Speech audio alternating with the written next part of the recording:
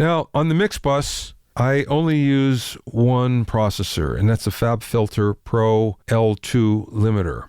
The reason why I use that is because of the readout that it gives.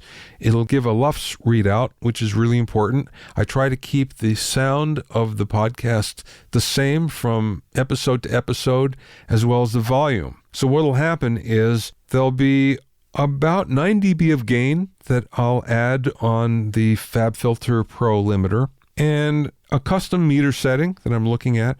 And there's also a style setting, and that's on transparent. You really can't hear it working.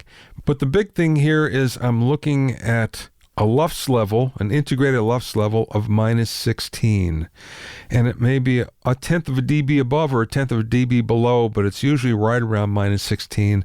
That's what I always go for. That's what helps to make the level so consistent from episode to episode, or at least I hope it is. And it's one of the reasons why I use the FabFilter. Prior to that, I was actually using a TC Electronic LM1N, and that was to monitor the LUFS levels.